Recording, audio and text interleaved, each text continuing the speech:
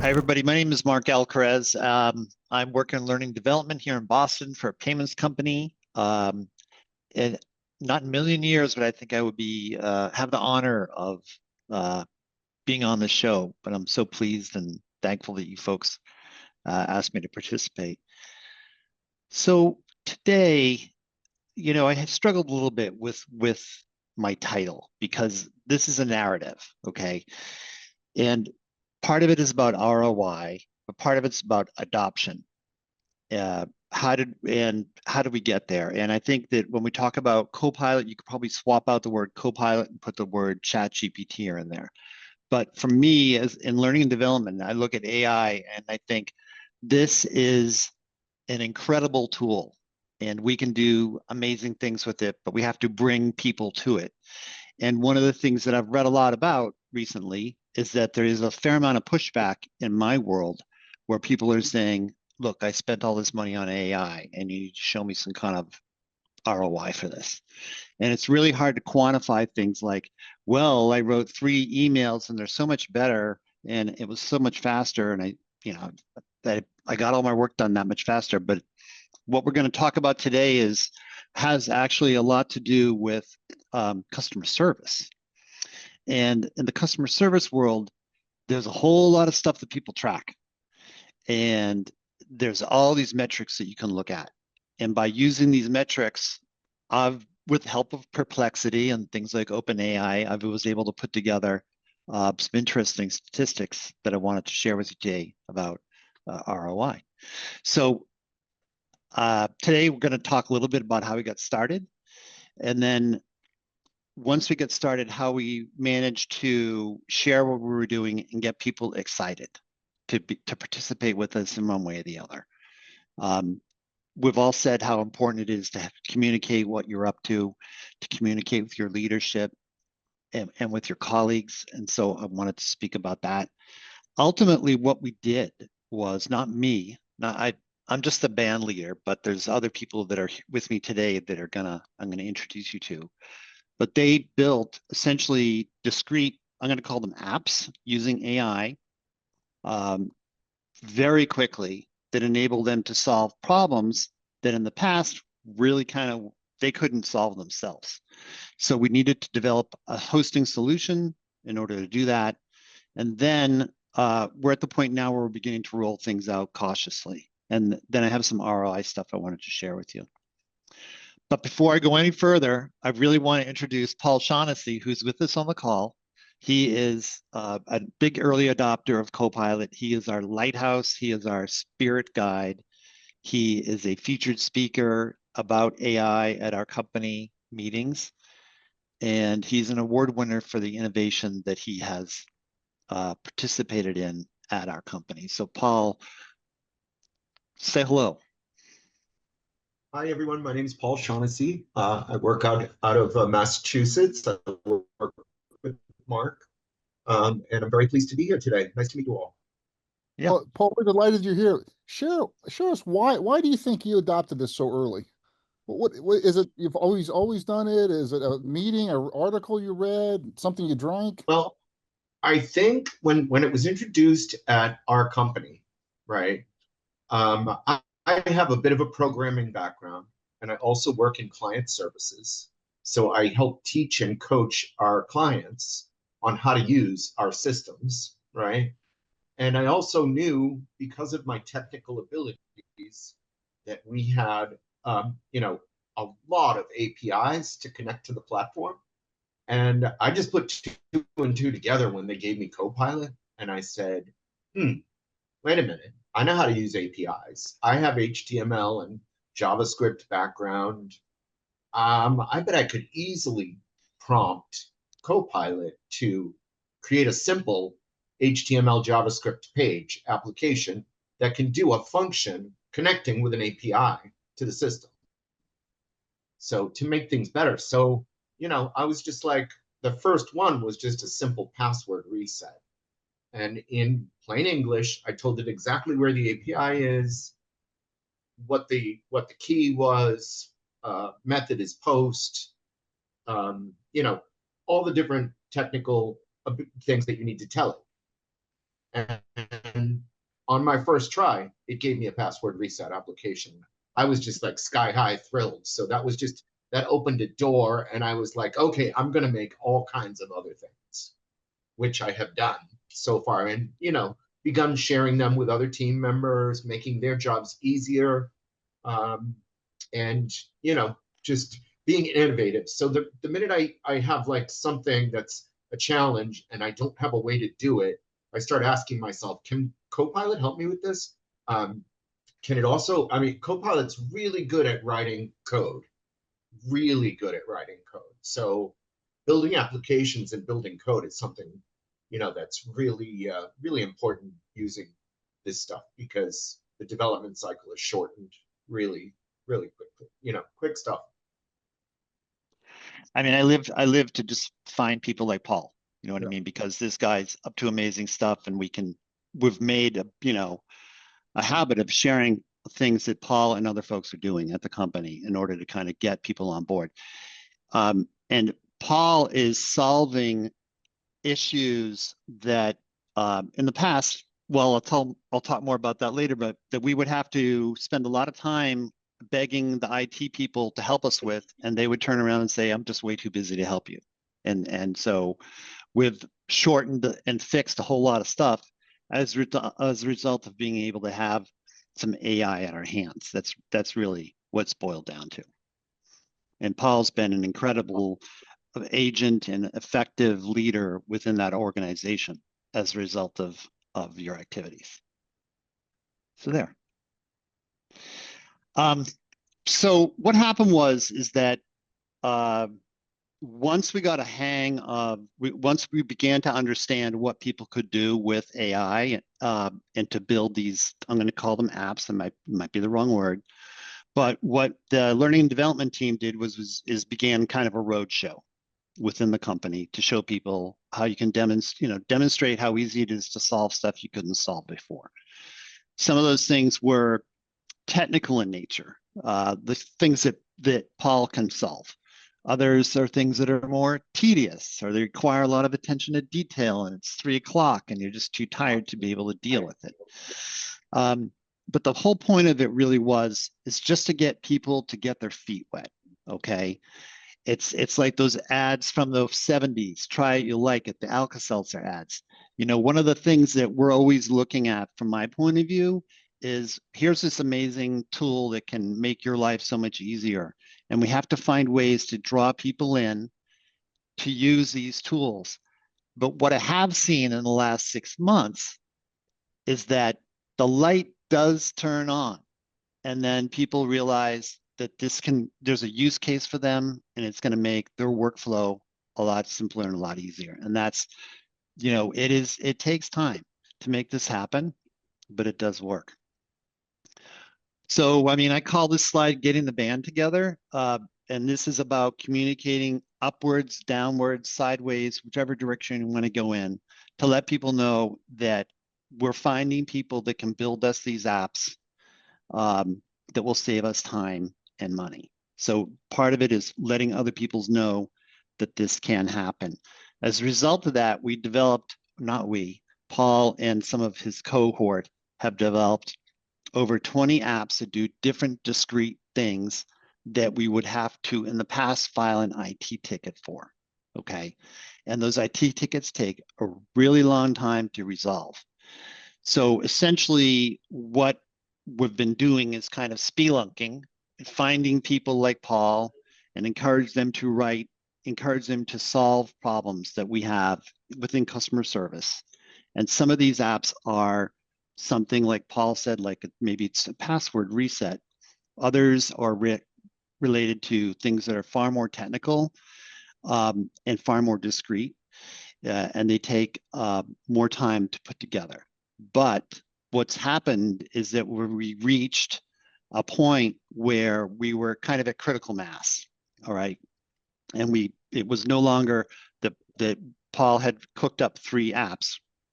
We got to a point where we could get a lot of stuff made. And from there, what we really needed to do was to find a way to kind of legitimize this. As Paul Beyer says, like, we want to get away from the shadow IT side and bring it out into the light. So what we did was we did a little bit of research. Our colleague did, Sean, who discovered that we could use Vercel to build a site that would host our apps for now. The IT people blessed it, so it's all legit. It's all out in the open. It's a website that we're going to roll out soon that allows our users to go in and browse for what it is that they need to accomplish and then put the app to work. So that was an important piece of the puzzle. One thing that we certainly entered or added into the apps that were built was the ability to track their usage, okay? Because this is selling up is all about the numbers, showing people that this works as a concept, that we can make our apps, that we can host them successfully and people can use them, is something that we're going to get to in just a moment. But it's, as you all know, it's super important to be able to explain to people that what we've gone ahead and done works. So we're at the point now where we're beginning a rollout and we're structuring it as a pilot with a limited number of apps, okay? And this is essentially proof of concept. We show our management team that this works, that this can save us time, that can save us money, and then we can roll out the full suite of apps. Like I said, numbers really make a difference. It's important that we're able to put up or shut up, so to speak. And then it's very important for us to be able to track what's happening to prove that what we built was successful. So as a result of that, we're working on being able to record every time that an app is used. We're documenting that in Salesforce. Salesforce is where we capture all of our customer service information and tracker cases and so on and so forth. Paul, do you want to add anything into that? No, you're doing a great job, Mark. All right. So ROI is based on in our study that we wrote, it's based on two factors. The first is what they call in the customer service business mean time to resolution. Okay, what that means in pure English is how long did it take you to resolve a case? Your case came in on Monday morning. Did you have it resolved? How long? How many hours did it take to resolve that? And then another thing that they look at, which is very important, is called FCR, or first contact resolution. And that means, did you solve this at your first at bat? Okay, did you get this on the first swing, or did you have to hand this off? Did you have to escalate it someplace else? Again, that takes more time. We don't want to do that. We want to get those numbers down. And then the second piece of the puzzle is, what does it cost to solve a case now? What will it cost to solve a case, the same case, once we have our AI in place? So I've got some numbers for you there. So when working in a case, essentially what's been happening is customer service rep has to. So when we have a case that needs an app, right, that we can't solve on our own, in the past, what we've been doing is that customer service person files an IT request, goes to a manager for approval, then it goes off to the IT team for them eventually to do this very simple thing for us. This process takes 2 to 5 days, and it takes upwards of 75 minutes for a CSR to write up the case, track it, follow up with their manager to make sure that this all gets done. Now, on the other hand, when we use AI, our case duration's 15 minutes. It takes 15 minutes to get in there, use the app, solve that customer's problem, and write it up. So you're looking at a difference of the phenomenal amount of time saved. Phenomenal. Really, and this plays into other places because we're solving cases faster, so customers are much happier, and your first time case resolution goes right through the roof. What's it cost to handle a case? I did a little back of the envelope figures. Before we started working with these apps, it costs about $30 to handle a case. That's about 75 minutes of a person's time. And the cost to handle that case now is closer to $6. And the big gorilla really is, what's the cost for that IT team to do that work, right? What's the cost for a manager, right? to have to open up, I don't know, some app and approve that. I mean, that's a huge amount of time that you're saving. That you get back now, so you can be more productive. So what's the cost to build an app? Okay, they're not free, Mark. They take time, so on and so forth. Well, because Paul is so good at this, the average time to build an app runs between 30 minutes to 8 hours. So I did a little averaging, and I called all of our apps 4-hour builds. Paul, what do you think about that? Yeah, it depends on the complexity of what it is you're going to do. So I've written apps that are going to call 3 different APIs and ask the user for a bunch of decisions on options that they want to perform this particular function.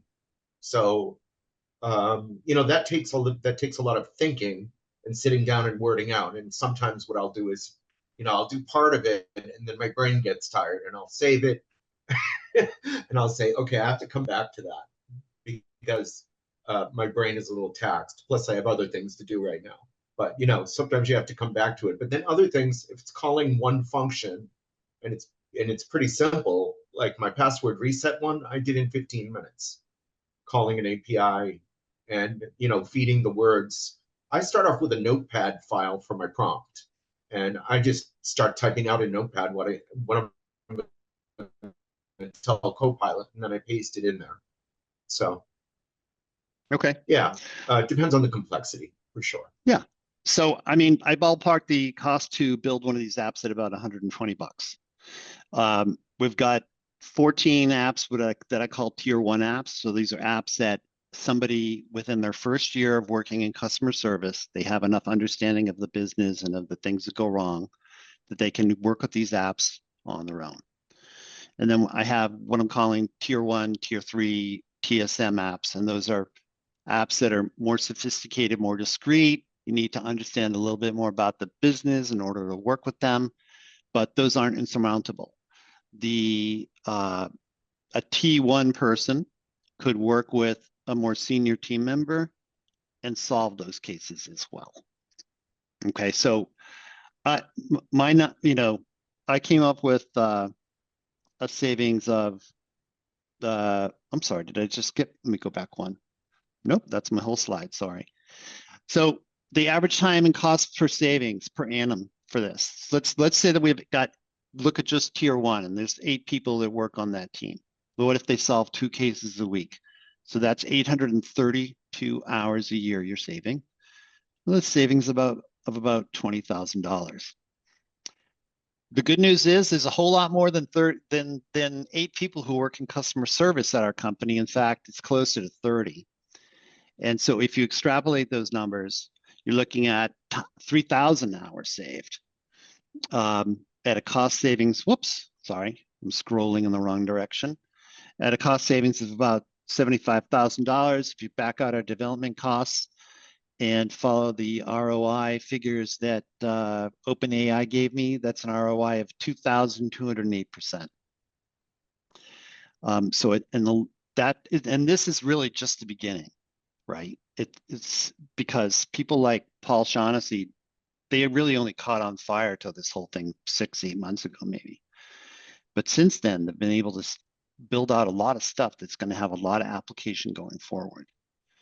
And that, for me, is very powerful. And Paul has really been able to set an example with other people and also be a really great coach in terms of having other people build stuff. Where this really falls in line in my mind is that, again, the customer, the spreadsheets and the dashboards and flowcharts I see, it's stunning how many bits and pieces that you're able to track in customer service.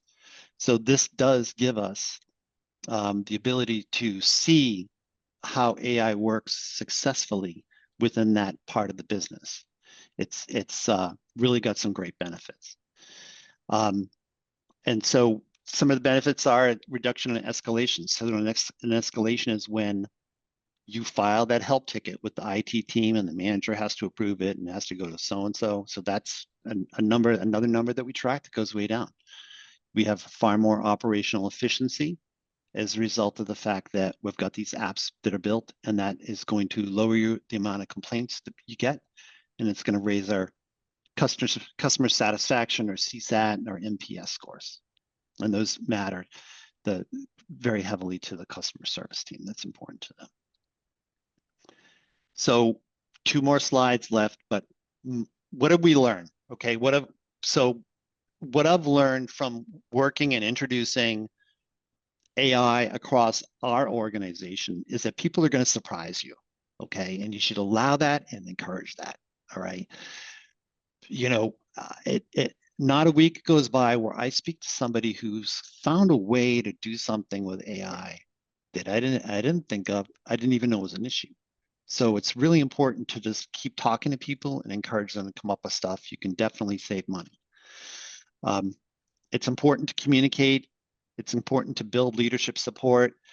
I'll be honest, sometimes I'm not comfortable with, buttonholing the VP of sales, or, oh, there goes the CEO. I'm going to follow him down the hallway and talk to him. But I still do that, right? Because you got to grit your teeth, and you have to ask for things, and you're going to have to ask for things more than once, right? But we're totally headed in the right direction. And so I would just encourage you to practice patience. It's in order to get people involved, it doesn't happen overnight. I see the light turn on in a lot of people's eyes, but it doesn't happen that quickly. You got to lead the horse to the water and then let it drink when it gets thirsty. So engage and so what we're doing here in L&D is trying to engage as many folks as possible to foster adoption. Not everybody can or will code, but that's okay. In fact, one of the roadshows that I'm doing right now, the first roadshow I did was, I would go out and show use cases. 50% of those use cases would be things that were technical. Let me show you how to write an app. The other 50% were maybe soft skills. And now we're going to the soft skill side a little bit more, but what we're going to show people in this case is, how do you write a marketing strategy? How do we strategize the best way to get more people to use autopay? I need to write a recap, and I've got this PowerPoint. Do you think that can help me? How can I get a transcript out of that and then help me write follow-up and materials? Creating icons. Some of these programs now are really helpful, and they give you exactly the right icon you want with the right writing. And then a biggie that I hear a lot is, I just got this email from an engineer and I don't understand a word they're saying. So can you please translate this into English for me? So those are some of the things we're working on. But I mean, the name of the game for us is really keep talking. We set up a Slack channel to talk specifically about generative AI. It's really important for us to use that channel. I load things into Slack and then program them to fire on different days. So this is like social media 101, right? Is to get stuff out in front of people on a regular basis so they can see it. And then people start to come to you and they're going to ask for your help. They're going to ask you, for example, how do I build an agent? And then the last thing I want to just add in there is just, it's so incredibly important to track all the numbers you possibly can to build your business case. And that's, again, where the customer service piece works very well for us, is that we're tracking many things, and therefore we're able to build a strong case to show our leadership that any form of investment in AI is useful. It doesn't matter, in my opinion, what that tool might be next week, as long as we have a tool in front of us and we can build things with it. So that's it. I'm done talking. Fantastic, Mark. Nice job. Let's questions for Mark. Please raise your hand, and I'll call. Really nice job, Mark. And Paul. Thanks. Go ahead, Raymond. Oh, that was quick. My question was for Paul. So I jotted down some things. I was curious about testing for your apps, like how you go about testing, how you were dealing with error handling, model changes, and updates. And the other thing I was curious about was it sounded a little like, I'm a developer, right? It sounded a little like the IT side of things was getting kind of like pushed, like, oh, the IT guys, like that's going to take forever. And the only thing I would add to that is like when you say you want all teams included, you want IT included too. Because if Paul leaves, Oh yeah, right, he's not then allowed. what are you going to do? Or if model, like I said, if models change, or if an app stops working, that's why testing is important. But I was curious because Paul's the builder, so I was curious, Paul, how did you handle Yeah. that?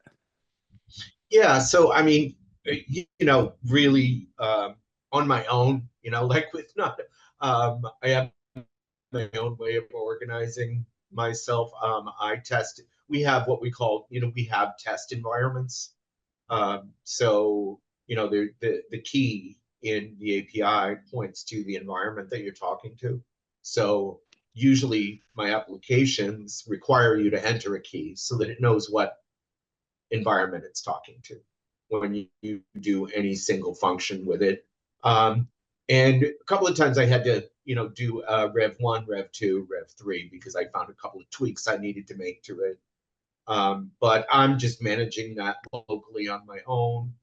And then if there's an update where we're hosting it, if it's an app that I built that somebody brings to my attention that something, maybe we could tweak this, or that's not working correctly, or, I'm getting an error. And then I'll just build a release for and fix that, and then I'll upload it to where we're hosting it to. So I'm kind of managing that on my own for the apps that I've built. And there are a few other people who have built their own as well. We're kind of handling it like that.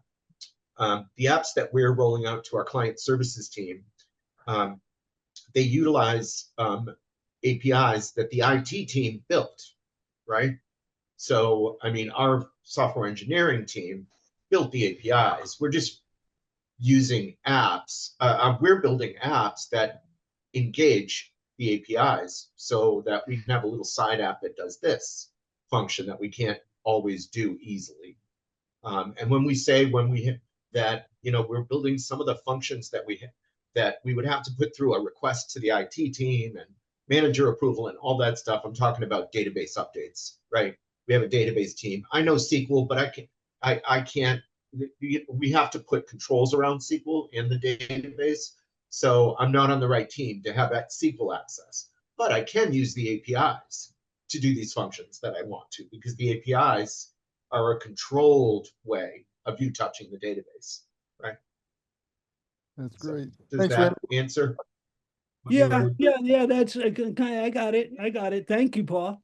I'm sorry, I'm Yeah, not yeah. running down the IT department, but it's just like that what Paul's up to just cuts out a whole lot of time in terms of solving people's problems. Understood. The But you're issue- right, we need to make sure that all that stuff keeps updated and is on top Yeah. of it. document, The apps You're are, right. and have a Yeah, You're yeah. 100% right. have a Yeah. consistency. Thank you. yeah, documented. The apps are for some edge cases. You have customer support cases where, this one account is the linkage is broken, right? Just as an example, no specifics or anything, but I built an app to fix that linkage. You know what I mean? Which is in a prior job, I had access to the database to do that, but in this one, we have to control that a lot more. So I'm like, oh, there's an API you can do that with. So let's build a side app over here so that you can just fix it instead of putting in paperwork and waiting 5 days. That's great. Let's keep driving, Raymond. Thank you, Raymond. We'll get a few more. DJ, go ahead. You're next.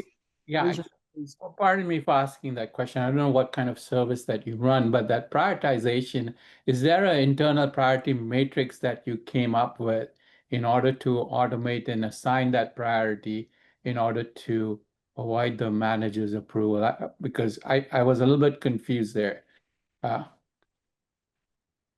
So, you mean I'm not sure I understand the question. I'm sorry. So I don't know, like, whether you had an internal priority matrix saying that this is a P1, P2, P3, P4, with P1 being the one that requires the highest attention and needs to get immediately fixed in maybe like 24 hours, depending upon that kind of prioritization in Okay. terms of the bugs Yeah. of the issues that are coming in from your customer side. Yes, I think it's Paul. He's asking, how did you pick your 20 apps you built? Right. Right. So are you talking about the apps, or like which ones did we build first? Was it based on a priority?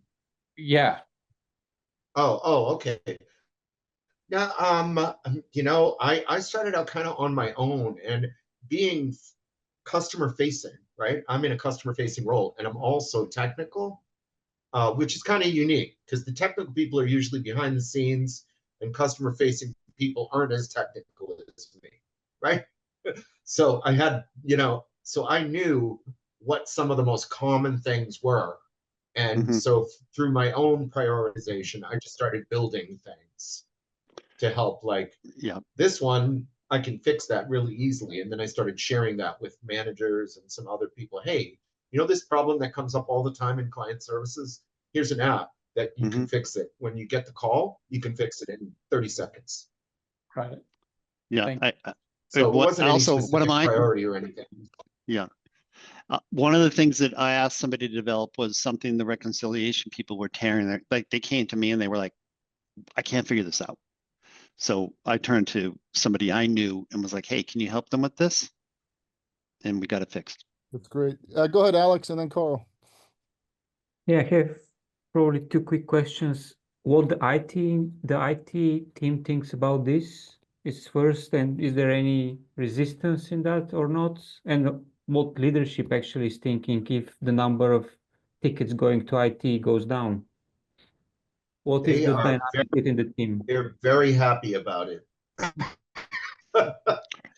Very happy about it, because then IT teams can focus on, future enhancements to the product, solving other issues that require a lot more technical skill, and they don't have to be bogged down by these little things that come up every day. So they're quite happy, and leadership is right behind it too. Quite happy. Thank you. Carl, Alex, did you have two questions? Was that your second one? No, that's the second one was the leadership. So Okay. yeah. Great, thank you.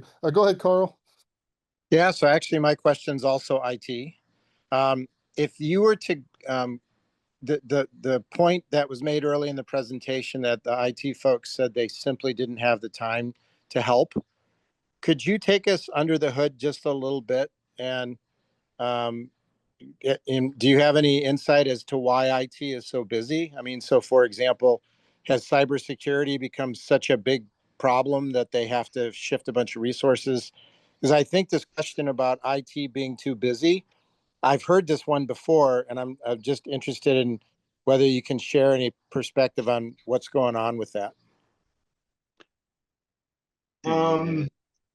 So from my perspective, it's we're broken up into a couple of different IT divisions, right? We have a development support group who takes any kind of client services issues that are more technical than the level 3 client services or tech support can handle. So those things go to development support. They're quite busy with common everyday things, right? They investigate the software, find out if this is intended behavior or if we have a bug, and then they have to create cases to fix the bug, which goes to software engineering, right? So we have multiple components in our company, and it is quite complicated because we have custom integrations with many software platforms. And we're also a SaaS platform. So there's extensive testing on any kind of software changes that need to be made, because if we fix something for one person, we can break it for a bunch of others. To manage with all kinds of custom integrations, right? So that makes it a little more complicated the way things happen. So when we say that, this request that I'm putting into development support could take 4 or 5 days, or if I'm putting in a database request, that might take a couple of days because a manager has to approve it, and then it's got to assign it to a database analyst. And they've got to, perform the SQL query and fix this thing that I just wrote an app to fix in 5 minutes.